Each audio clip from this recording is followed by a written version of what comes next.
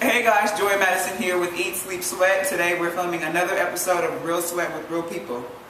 I'm in Los Angeles, California, and we're at the Lula Washington Dance Theater. And today I'm going to be talking to Lynette Shig, one of the professional dancers in the company, about her life as a dancer, a little bit of nutrition tips, and some ways that you can discover your inner dancer right in your own home. Meet me in the studio.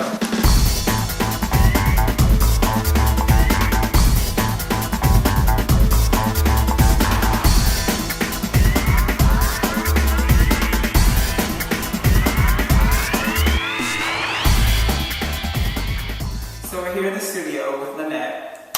Now I want to talk to you a little bit today. Just tell me about a day in the life of a dancer. Okay, great. So I'll get up on a really good day. I'll run a couple of laps, maybe about 2 miles or so, and then I'll head to work and we'll do a rehearsal from 11 to 5, and we'll break in the afternoon. It's really, really strenuous. Most of the works are really aerobic and athletic, involve a lot of jumping and turning and stamina, all of those things. Wow. And then after that, it's my free time. Maybe that's a question I have for you. Do you have any tips about what you can do to compose your diet? It's definitely important that it's balanced. Because you're doing a lot of rigorous activity, you want to eat complex carbs because those are going to be your most immediate form of energy. They're going to break down and metabolize the fastest. And then next would be proteins, because you are breaking down your muscles frequently by working out so much. You want to make sure you replenish. So when you do a lot of exercise for hours upon hours a day, like Lynette's doing, you want to make sure that you are getting a lot of protein to build the muscle. And then also fats are important, because the good fats, obviously, the fats, like omega-3 fats that come from fish and stuff like that, because you want to make sure that you are just maintaining that as well. It's important. Fat insulates our organs, so you do need a certain percentage of that so that you are maintaining your health. That was a question while we're on nutrition about breakfast. Now, usually I think I'm getting ahead by not eating breakfast. I can pack those calories in another time in the day. Oh. Am I as smart as I think? No. You're not. Okay. But you know what? So many people think that breakfast is very important. I mean, they don't say it's the most important meal of the day for nothing. You have to kickstart that metabolism and get it going so that it's regular throughout the day and your body's not kind of holding on to whatever you may have eaten hours before to try to do everything that you're asking your body to do. How many hours of sleep would you say you get per night? I would say on a really good night, and again, this is talking about tour, because I can kind of handle myself when I'm at home.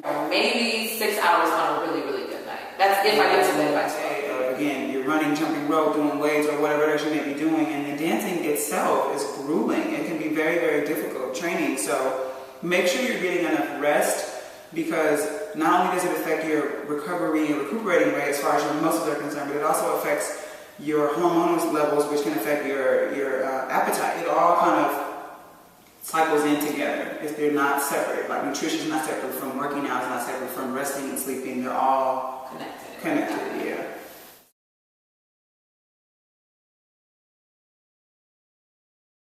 All right, so the first exercise that we're going to do is a series of releves. So we're going to start with our feet in parallel first position. The whole foot is together, both of the toes are facing forward, and you're going to squeeze all the way up to releve on the way up and down. And this is going to work on those under butt muscles. Cool, we all need those. No one's a double booty. So we're going to go up for 3 counts. We're going to count 1, 2, 3, squeeze it up. You should kind of see an indent in your hips, and then squeeze all the way down through the calves. So if you do this about 20 times, really slow and sustained, trying to close up that hole in the middle of your legs, keeping your stomach nice and compact, you should get the desired look. Okay, so now we're going to do an exercise in turnout. We just worked on in first parallel, so now we're going to do first turned out.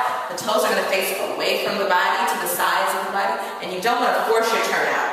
You want to just have it naturally where your hips, with your heels together, where your hips align. And so we're going to lift the toes on this exercise and bend the knees, sitting into the heels, and then pushing down into the floor when we straighten the legs.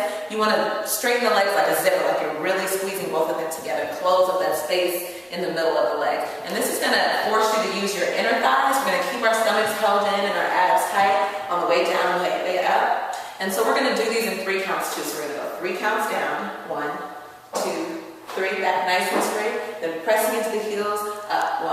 1, 2, 3. Okay, exercise number 3. You guys are doing great. Hanging in there. we are gonna go with our legs in parallel position again with the toes facing forward, and we're gonna stretch over our legs. This is gonna stretch out the back. You wanna really try to get no space, no sunlight. Lula likes to say, I don't wanna see daylight in between your chest and your thighs. So you're gonna put your head down on your knees, hold that for maybe 2 counts of 8, so a total of 16, and then you're gonna arch your lower back, and flex your feet, and try to get your heels off the ground. So this is going to stretch the back of your legs, your calves, so that whole gastric medius, and also your lumbar region in your back. And then once you do this for 2 counts of 8 too, you're gonna point the feet again and hide your face in between your knees. Okay, so just to review some of the exercises we just did. We did first position parallel, right? Other leg, first position parallel. You're gonna go up for 3 counts and down for 3 counts. Again, that's gonna target the underbutt area as well as the calves. Then we went ahead and turned out to first position turn out. Again, make sure you protect those knees. And we did some plies, again with a 3 count roll, down for 3 counts, lifting those toes off the floor, keeping them lifted, squeezing the thighs together as you come to straighten the legs, excuse me.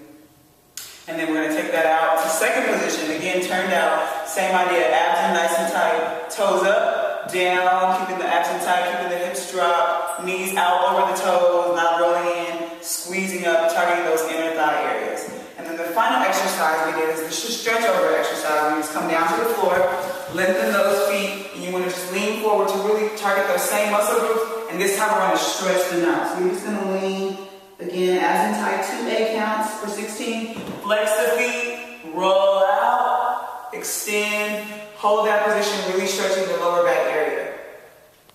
So if you do those 3 exercises for 2 sets of 20 at least 3 days a week, that will help you discover your inner athlete. This is Joi Madison with Eat, Sleep, Sweat. Thanks for joining us for Real Sweat with Real People.